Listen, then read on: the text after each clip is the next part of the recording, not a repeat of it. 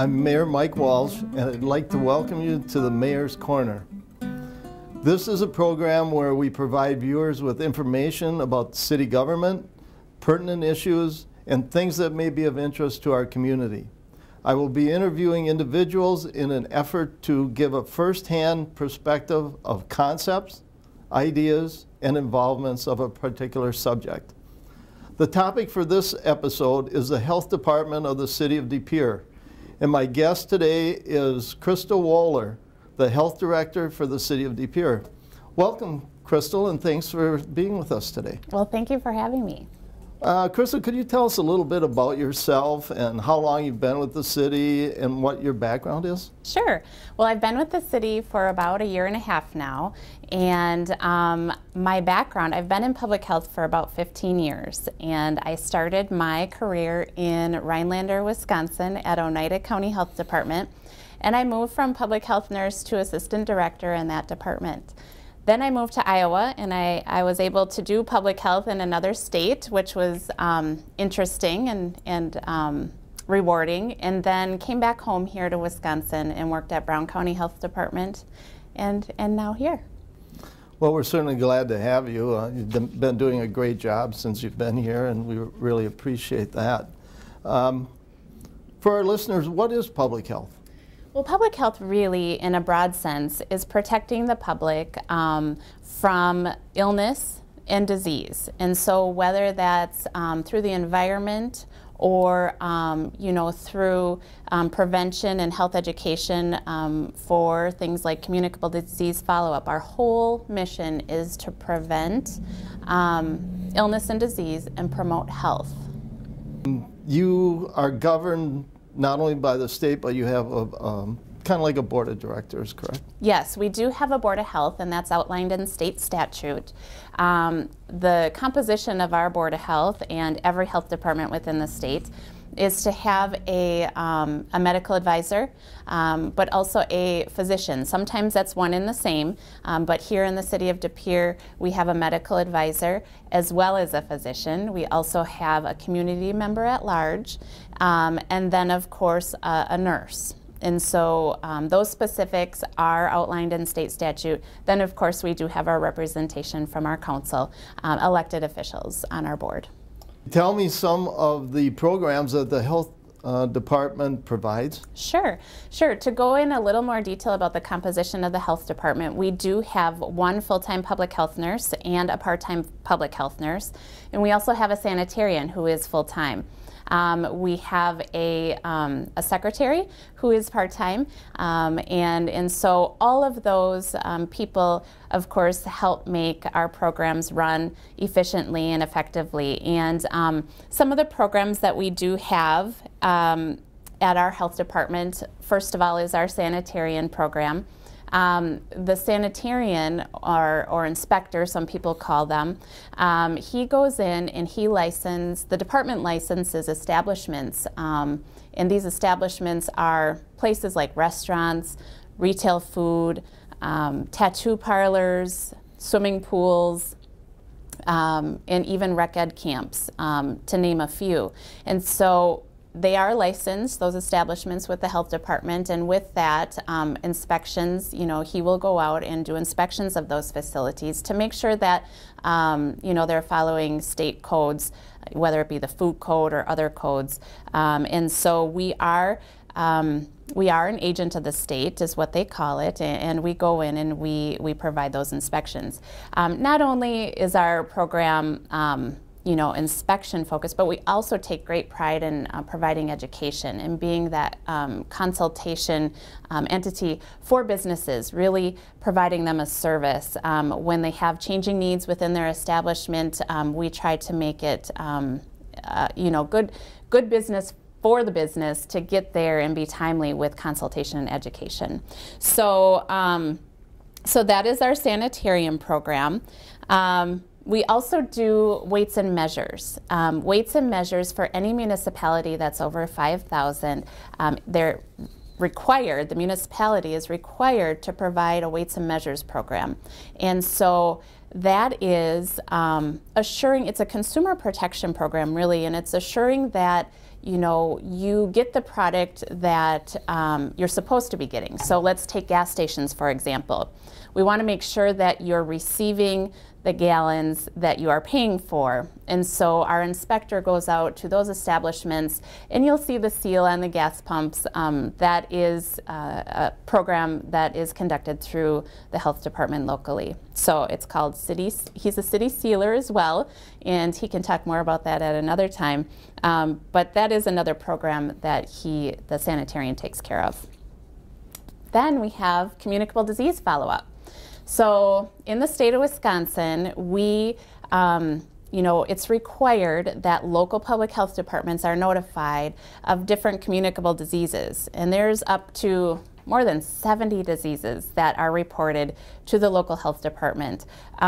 So every day we get those reports. Sometimes it's a telephone call from a local provider, but sometimes, most often, it's automated. So anytime there's a positive lab that is to be reported to the local health department, we follow up on those cases. And whether it's a suspect case or a probable case or even a confirmed case, there's always time that our nurses spend making sure that that illness or disease doesn't spread. And also informing, you know, contacts so they can get some preventative treatment. So depending on the disease, we take a lot of time in following up on different cases, whether it's, you know, suspect measles or pertussis, whooping cough, or any disease that's reportable. So definitely spend a lot of time doing that.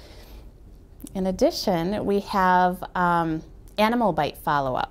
So anytime a domesticated animal bites another person, the police department, of course, fills out the rabies control order, and then the health department gets involved because we really want to make sure that you know, that rabies isn't spread from animal to human.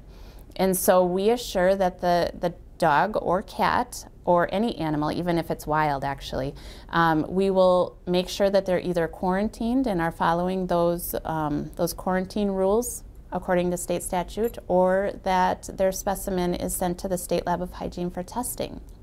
And so that is a state statute that local public health definitely works with our police department and gets involved in. So what are some of the other programs that you provide? You've given us quite a list already, and I know you do an awful lot for the community, but could you get into a few more specific ones? For sure. We also provide car seat inspections.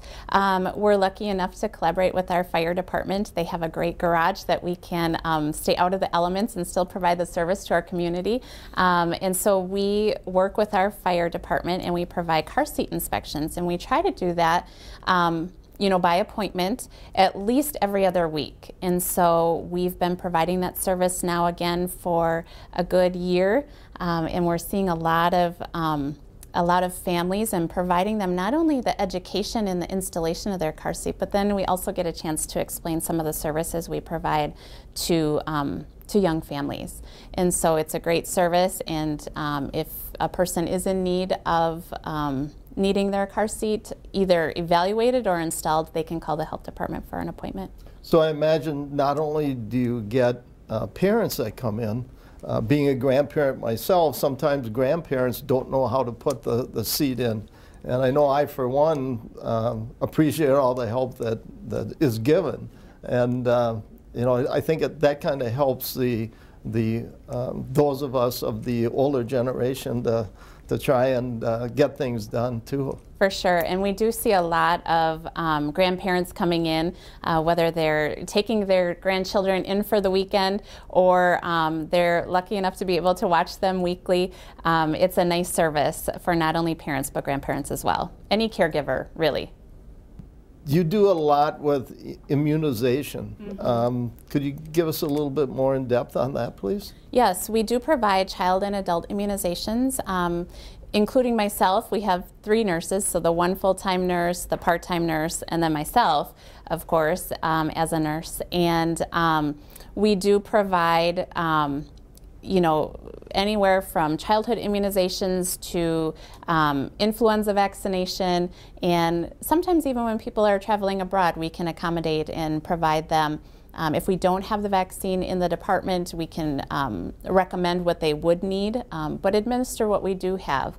And so for adults, it is private pay. We don't bill insurance just because our volume isn't great enough to be able to do that. But for children, if they qualify for the Vaccine for Children program, we can provide the vaccine free of charge. And so with that being said, they would have to meet the requirements, and that is if they don't have health insurance, if they have Medicaid, which is state-sponsored insurance, or if their insurance doesn't cover the vaccine that they are in need of, the health department can definitely take care of them, again, at no cost to the client. So, you know, anyone who does have private insurance who is a child under the age of 19, we would have to refer them to their provider. However, there are some exceptions during influenza season where we can still provide that that vaccine for the flu.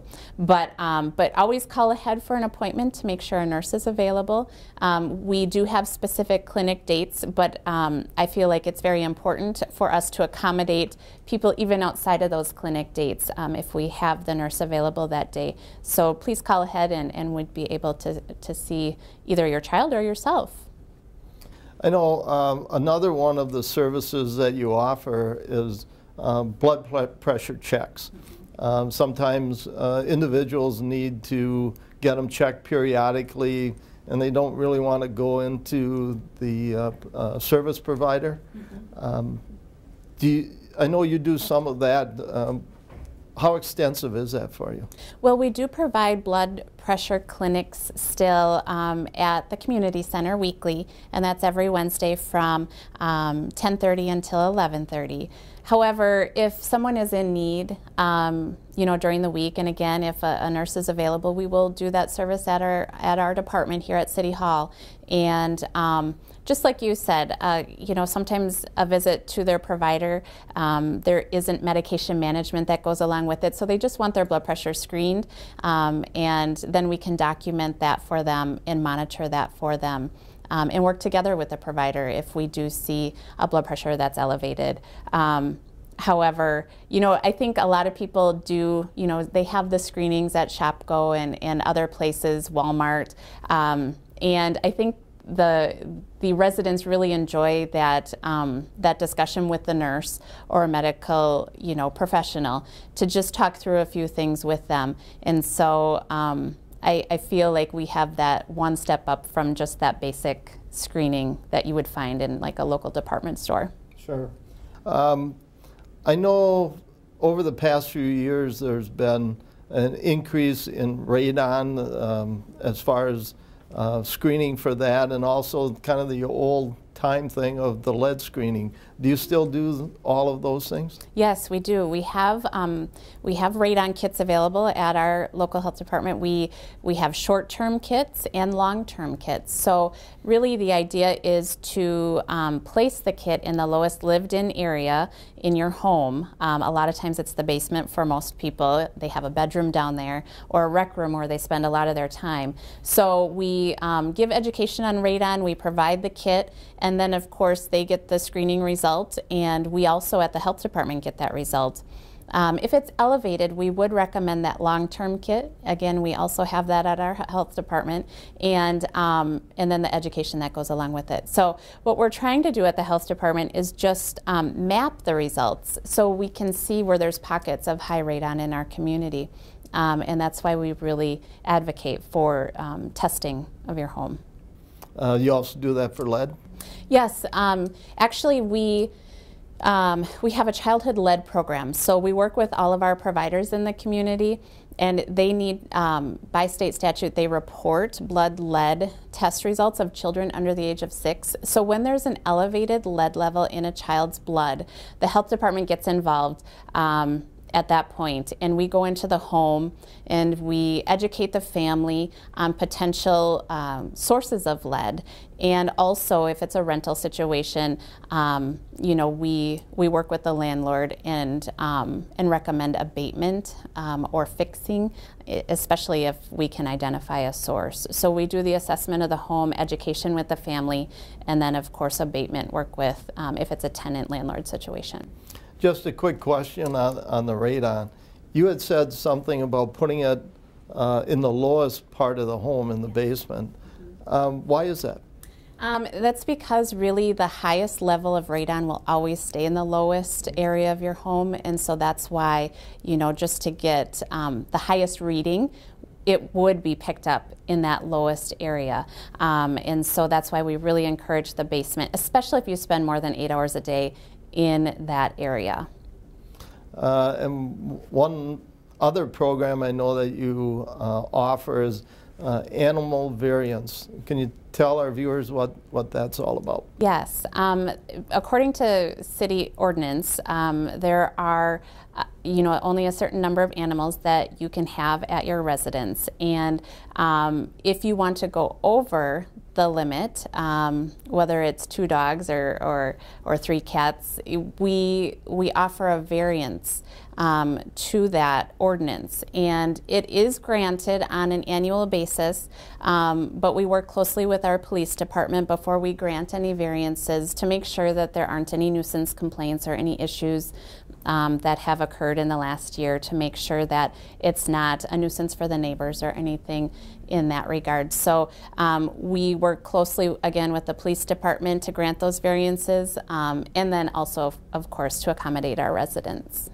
So who makes the final decision on that? It is the health department that grants those variances, so we are the final deciding factor. Do you take it to the board? We do not take it to the board. However, they are aware of of variances that are granted, but they don't have to be reviewed by the Board of Health. Could you tell me some of the initiatives that you're involved in? Sure, there's a lot of community initiatives. Public health can't do public health alone, just with the 4 staff that we have. And I think even in the larger departments in Milwaukee and in Madison, they too would echo that, we can't do public health within the 4 walls of our department. And so it's very important that we are involved with our community, because everyone really has a stake in public health. And so according to state statute, we do, one of the things that is required of a local health department is to work with our stakeholders, and we would want to anyway, but work with our stakeholders to do a community health needs assessment, and then choose priorities based on the data to focus on in the next 3 to 5 years to work on with our community members. So it's called our Community Health Needs Assessment and Health Improvement Plan. And so we just actually had our assessment, and one of the things that we will be working on for the next few years is strategies focused around mental health improvement in our community at large, also alcohol misuse, nutrition, and then finally oral health. So we work with hospital partners, school officials, different community organizations to improve the health of our community by instituting different programs and evidence-based strategies to try to improve the health of our community. So that's one of the initiatives that that we work on. Again, it's cited in state statute, but we would want to do it anyway because it's so important. Again, to getting at the mission of public health, to protect and promote. Then, of course, we have public health preparedness. And, ever since 9/11, public health has really come to the forefront in community preparedness. And so we work closely with our fire department, our police department, all those traditional emergency responders to focus on what could be an emergency in the public health realm or the public health world. So we were really instrumental, of course, in the community response to the pandemic, H1N1. And so we really were able to practice a lot of our planning efforts in our community education when that emergency arose back in 2009. And so continued community education and planning efforts, even exercising with our traditional partners to just always improve our community and ready our community in the event of disaster. So are you one of the agencies that participates in when there is an emergency? I know like Public Works gets involved, the mayor's office gets involved, all that sort of thing. But are you one of the agencies that also is in that room? Yes, a lot of times, for the larger scale events, the public health department would be called into that room. Not always for, the snowstorms and the different things like that. A lot of times that is public works and maybe the fire department. But depending on the scale of the incident, public health is called in for sure to sit with the team and strategize and plan on, community response efforts. A lot of times public health isn't really the lights and sirens of things, but really the community recovery is more of what public health gets involved in. And so whether it's public education or working with our Red Cross partners, it depends on the incident, but many times public health is brought in. I know that would probably come into effect, like if we would have like a hurricane come through and say there were broken mains or something were to happen with the sanitary system. I think that's probably when you come through, right? Sure. Yes, and a lot of times for more common emergencies, I'm thinking of like ice storms. A lot of times public health would come in and educate people, because if power goes out, then refrigeration, and then of course heat, we would want to tell people, what to keep, what to throw away. A lot of times even with flooding, how to handle situations like that, and home cleanup. So again, it's not the emergency response that public health typically is involved with, but the recovery. So what do I do with my food? How do I clean up my home after the emergency is over? A couple of the other things I know you're involved in is like suicide prevention and I guess a community partnership with children. Yes, we have close relationships with our United Way partners, and they really are focusing on an initiative to get our kids ready for kindergarten. And there's a whole bunch of variables that or barriers sometimes for children, and having them ready for kindergarten is what we all envision, and making sure that they have the right supports in the community to have them be successful when school starts. And so we work closely with our United Way partners. They have a great initiative started, and what we do is, through the De Pere Health Department, not only can we speak on public health in general, but we really work hard to bring the voice of the city of De Pere to the table in our initiatives with our community partners outside of the greater city of De Pere area. So we strive to assure that the city of De Pere is also represented at the table, because it's important. It's important to our kids just as well as other areas in our county. So we're really excited about the things that United Way is doing, and we're really happy to be involved in their initiative. And they actually have a website that discusses all the different details that that are involved in that community initiative. It's Community Partnership for Children, United Way. You can Google that and see all the great work that we're all doing in that regard. But yes, suicide prevention. We have an agreement with our Register of Deeds, and we we at the health department get death certificates sent to our health department, and so we are able to monitor the cause of death, whether it's congestive heart failure or any of those chronic conditions, but also suicide. And so we see a need in the city of De Pere and in Brown County in general, that more awareness and education and detecting early signs of suicide. We feel strongly that this needs to be a grassroots effort, and so we sit on the Suicide Prevention Coalition. We take part in a lot of awareness and education opportunities. There's an awareness walk that we like to work with our coalition to plan and implement that suicide awareness walk, to just bring it to the light and have people be aware of not only the incidents but also how to prevent it and recognize the signs. This past year I was a part of that suicide walk, and they held it over at St. Norbert and came across the Voyager Park. It's a great thing to bring that awareness forward and be able to participate in something like that was very heartwarming, but it's also very difficult to be able to talk to these people who have lost loved ones. Mm-hmm. And it's never easy to lose one, and it's extremely difficult to lose someone like that.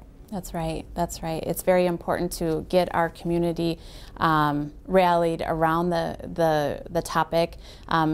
Again, just to spread that awareness and understanding and how we can prevent it. Sure. I know a lot of the initiatives and a lot of the programs that the health department deals with and provides have to do with kids. Mm-hmm. And I know, and that's a great thing for the community. And a couple of them are Safe Kids Coalition and Child Abuse and Neglect Coalition. Could you kind of give us more background on exactly what those two things are? Sure. The Safe Kids Coalition, we sit on that coalition and actively participate. That really encompasses unintentional injury prevention. So again, it's that car seat safety. It's also bicycle helmets and assuring that not only do our kids have bicycle helmets, but also educating them on the correct fit, because that's also important. And so we sit with community partners on a coalition, and we do planning events in our communities surrounding those topics. So really it's the whole unintentional injury prevention that we focus on. In addition, like you mentioned, the child abuse and neglect, that is more of the, it's considered more of the intentional injury, unfortunately for our kids. And so we work with our community partners to figure out a systems level approach to how we can prevent that. And we're working really hard again with our United Way partners and school districts to try to implement a program that for those kids that are screening out of the formalized CPS or Child Protection Service system, how we can still provide those families with kids the supports they need. And really that's one of the essential public health services, is connecting people to community resources. So for those calls that go into social services or human services that get screened out, that they can't really do anything about formally, we want to have a safety net or a system where we can still contact those families and try to provide them the community supports that maybe would prevent any additional calls or more serious calls to CPS. So we're working really hard with our community partners in identifying those cases and trying to connect those people with community supports. I also understand that you're also involved in Live 54218 Coalition. We are involved with that initiative. Jen Vanden Elzen is the lead person for that coalition, and she she really is focusing, and her team over there are really focusing on how we can incorporate physical activity into our daily routines, and also, of course, healthy, nutritious foods for our kids. Again, like you said, focus more on kids, but also adults as far as physical activity options in our community. And so we're involved with that initiative because we do know that obesity is an epidemic, not only in the United States, but in our community, in Wisconsin, in our community locally. So anything we can do to strategize with like-minded, passionate stakeholders in our community to enhance community options for physical activity and nutritious foods is something that we would like to be involved with. So just recently, we collaborated with Live 54218 to work with our Chamber of Commerce and bring EBT machines, which is electronic benefits transfer machines, to our farmers markets. And so people who are on WIC, the Women, Infants, and Children program, that provides the food vouchers, they have a card that they can access healthy, nutritious, fresh fruits and vegetables at our farmers markets. And so that card is now, we're going to be able to accept that here in the city of De Pere at our farmers markets, just like they do in the city of Green Bay. And so we work closely with Live 54218 to get that implemented, and then of course with the Chamber of Commerce. So that was a great initiative to bring that locally to De Pere. Is this also the program where they have bike to school and walk to school? Yes, absolutely. So we are involved in those initiatives as well. Again, just promoting that physical activity for our kids and parents alike. And so we always look forward to participating in that. I know you participated in the past, but it is a great event, and not only a one-time event, but we hope that it's long-lasting when the weather's nice, that kids get to bike to school, walk to school, and other events like Bike to Work Week. So there are other events for the adult age group. But yes, we just really want to focus on encouraging physical activity in our community because of the incidence of obesity. So Chrystal, what are some of the things that the health department is doing to strengthen the agency? Well, for the first time, we do have an agency strategic plan. And so we worked closely with our Board of Health members to create that plan. It's a 5-year plan, and we're really focusing on just strengthening our workforce internally, but also awareness of what public health is in the community. And so it was nice. I know you took part in that process, so thank you for that. And our city attorney was involved in the process, which was always, her insight is wonderful. But our Board of Health members and our staff really did a great job with that. So we're excited about that. Also, we did an assessment of the Public Health Accrediting Board. Some health departments in the state of Wisconsin are becoming accredited. And we're rather small, and the resources to do accreditation is, they're quite extensive, not only with time but with money. And so we felt it was important, even though we're not formally going for accreditation, but to just do the assessment internally and see where our gaps are and what we can improve internally, just on our own. And so we're working on that assessment as well. So it's nice to be able to, look at things that we can do better. Always a quality improvement initiative within the health department to improve our programs and services. With that strategic plan, was the state involved in that too, or was it just mostly local? Yeah, the state, we actually have a regional office that's located right here in the city of Green Bay, and so they were involved as well, just taking part in that process and giving their input. And a lot of health departments across the state are going into that strategic planning process. A lot of times you find that for private business, but it's important for public business as well. And so we're excited about that, and people can find that strategic plan on our website.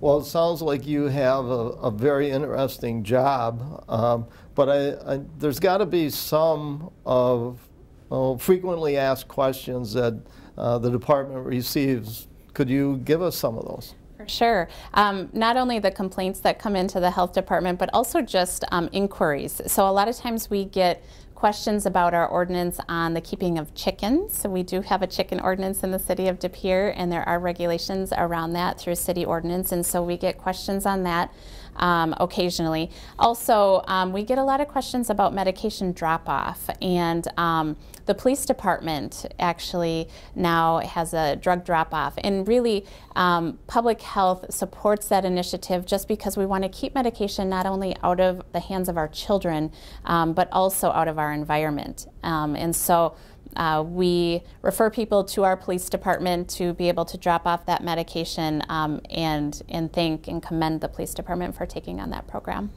And that was just a recently instituted one where they could have that within the police department itself. Yes, yes, and I do understand, and I'm sure the police chief will talk more about that, but the laws changed, and those drop boxes need to be secured, and the chief does a good job with accepting those medications and providing access to the public while keeping it safe as required by law. If people want to get more information about the health department, where can they go?